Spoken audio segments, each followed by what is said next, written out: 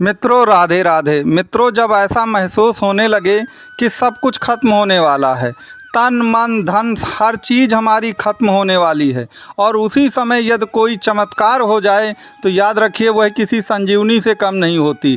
आपको मालूम है कि जब भगवान लक्ष्मण परास्त हो गए मेघनाथ से और उनके जीवन पर ही सब कुछ आ गया, उनका जीवन बचने वाला नहीं था, तो उस संजीवनी ने ही उनको बचाया था। तो याद रखिए, जो भी मकर राशि के लोग हैं उनका भी तन मन धन सब कुछ खो चुका है, और उनको भी अब किसी न किसी संजीवनी की तलाश है, जो संजीवनी उन्हें 2024 में मिल करके रहेगी।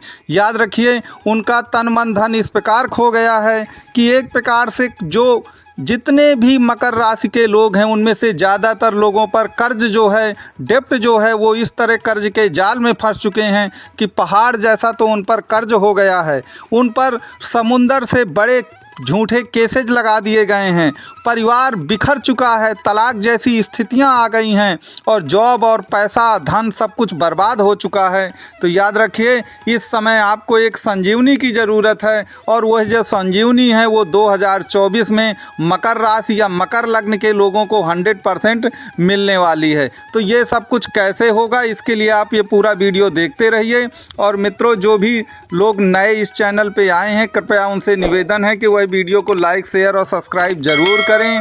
और ज्योतिष से संबंधित या कुंडली से संबंधित आपका कोई भी प्रश्न हो तो ये नंबर दिया गया है, आप इस नंबर पे कांटेक्ट कर सकते हैं। तो मित्रों, हम चर्चा ये कर रहे थे कि वास्तव में वो संजीवनी मिलेगी कैसे। तो याद रखिए कि आपको मालूम है कि जीवन में जितना भी दुख दर्द आज के भौतिक युग में आता है, उसका एक सबसे बड़ा कारण है पैसा। यदि आपके पास धन दौलत पैसा सब खत्म हो जाता है और आप कर्ज के जाल में फंस जाते हैं, तो याद रखिए चारों तरफ अंधकार ही अंधकार आपको नज़र आएगा। तो अगर आप मकर लग्न या मकर राशि के हैं तो आपके धन का कारक ग्रह कौन सा है? द्वितीय भाव होता है। तो द्वितीय भाव का जो स्वामी है वो कौन है? आपका शनि है, और शनि महाराज इस समय द्वितीय भाव में ही बैठे हैं। लेकिन यहाँ पर आपको एक चीज़ याद रखने लायक है। यहाँ पर ये बात आप याद रखिए कि आप अपनी कुंडली में देखिए कि शनि बैठे कहाँ पर हैं। ज़रूरी नहीं है कि द्वितीय भाव के स्वामी शनि होते हैं तो आपकी जन्म कुंडली में भी वो द्वितीय भाव में ही बैठे हों, वह किसी और भी भाव में बैठ सकते हैं। माना कि गोचर में वो द्वितीय भाव पे ही चल रहे हैं तो उसका तो लाभ आपको मिलना ही मिलना है। लेकिन संपूर्ण लाभ के लिए आप ये देखिए कि आपकी जन्म कुंडली में शनि कहाँ पर बैठे हुए हैं। मैं आपको एक उदाहरण देकर समझाता हूँ। मान लीजिए आप मकर राशि या मकर लग्न के हैं और शनि आपकी कुंडली में अष्टम भाव पर बैठे हैं। तो देखिए, अष्टम भाव के वो कारक हैं वो, और अष्टम भाव अचल या गुप्त संपत्ति का है। अचल संपत्ति जिसमें ज़मीन जायदाद आती है, और गुप्त संपत्ति ऐसी रहस्यमयी संपत्ति जिसका आपको मालूम नहीं है लेकिन भविष्य में आपको मिल सकती है। तो याद रखिए, आपके लिए संजीवनी जो होगी वह अचल संपत्ति होगी। अचल संपत्ति के साथ ऐसा कोई गुप्त या छिपा हुआ धन है जो मिलेगा, और आपके लिए वो संजीवनी साबित होगा, और आपके जीवन की सभी समस्याएँ खत्म हो जाएंगी। एक दूसरा उदाहरण लें कि मान लीजिए आपकी कुंडली में कुछ ऐसा है कि शनि 12वें भाव पर बैठे हैं। अब देखिए, 12वां भाव वैसे तो अपव्यय और धन हानि का है, लेकिन याद रखिए 12वां भाव विदेश विभाग का भी है। 12वां जो भाव होता है वो विदेश विभाग का भी है। तो अगर आप अपने देश से दूर जाके कुछ कर सकें तो निश्चित तौर पर वह आपके लिए संजीवनी साबित होगी। इसी प्रकार मान लीजिए शनि आपके पंचम भाव पर बैठे हैं, तो पंचम भाव आकस्मिक लाभ प्राप्ति का होता है, तो जिसमें जुआ लॉटरी सट्टा share market crypto currency forex market ये सब आते हैं।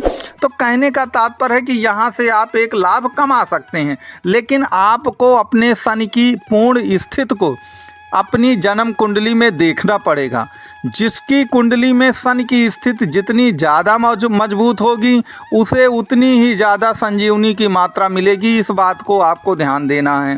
तो पहली संजीवनी जो है वो तो शनिदेव स्वयं आपको देंगे, क्योंकि शनिदेव आपकी राशि और लग्न दोनों के स्वामी होते हैं। इसलिए पहली संजीवनी अगर आपको कहीं से मिलेगी तो वह निश्चित तौर पर आपको आपके उससे ही मिलेगी, शनि महाराज से ही।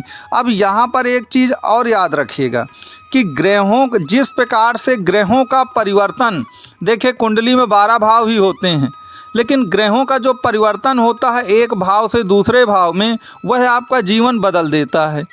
वह आपका जीवन बदल देता है। जैसे अभी तक जो भी मकर राशि या मकर लग्न के लोग हैं, राहु उनके चतुर्थ भाव में थे, अब वो तृतीय भाव पे आए हैं। तो याद रखिए, तृतीय भाव पर आने पर वह आपका जीवन बदल देंगे।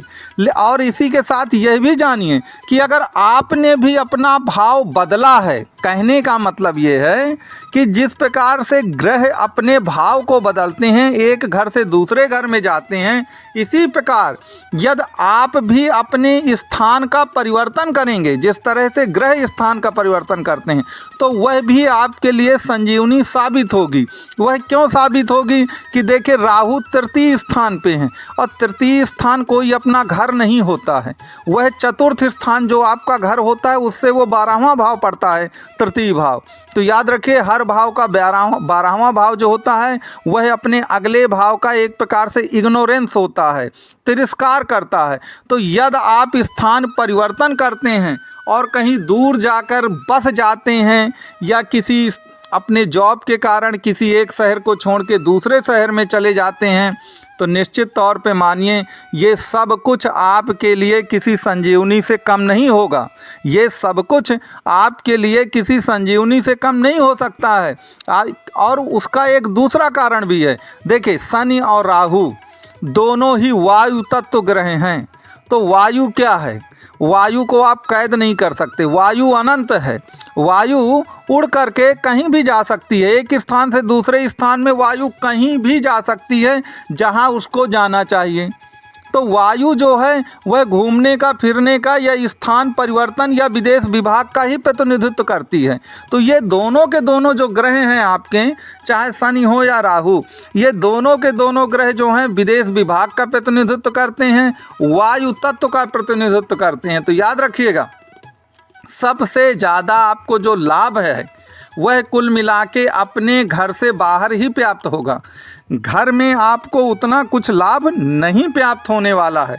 तो अगर आपको संजीवनी चाहिए, आप चाहते हैं कि मेरा जीवन पूरा बदल जाए, सब कुछ बदल जाए, और जो भी पिछले 6 वर्षों में सन की 7.5 के कारण कष्ट उठाने पड़े हैं, वह एक झटके में सब कुछ ख़त्म हो जाए, बिल्कुल हमको संजीवनी मिल जाए, तो जो मैंने आपको ये दोनों बातें बताई हैं, एक शनिदेव की और राहु की, अगर आप इसको फॉलो करते हैं तो याद रखिएगा 2024 आपके लिए किसी संजीवनी से कम साबित नहीं होगा। इस पर आपको 100% विश्वास रखना चाहिए। तो मित्रों, कहने का तात्पर्य यह है कि जो भी मकर राशि या मकर लग्न के लोग हैं, जो भी मकर राशि या मकर लग्न के लोग हैं, उनके लिए ये ज़रूरी है कि सबसे पहले वह अपनी कुंडली में शनि की पोजीशन को अच्छे ढंग से देखें, और शनि जिस भाव में बैठे हैं उसी भाव से संबंधित अगर वो कार्य करेंगे, उनको 100% लाभ होगा। इसके सिवा शनि और राहु दोनों वायु तत्व हैं। तो जब दोनों ये वायु तत्व हैं, तो याद रखिएगा, आप घर से बाहर जाके काम करेंगे तो आपको निश्चित तौर पर यह किसी संजीवनी से कम नहीं होगा। तो मित्रों, आप ये दोनों कार्य करिए, निश्चित तौर पे आपको लाभ होगा। मेरा ये वीडियो आपको पसंद आया हो तो आप वीडियो को लाइक, शेयर और सब्सक्राइब ज़रूर करें। और कुंडली से संबंधित आपका कोई भी प्रश्न हो तो मेरा ये नंबर दिया गया है, आप इस नंबर पे कांटेक्ट कर सकते हैं। निश्चित तौर पर मैं आपके प्रश्नों का जवाब दूंगा। तो मित्रों, मेरा ये वीडियो देखने के लिए आप सबको मेरी ओर से कोटि कोटि धन्यवाद है।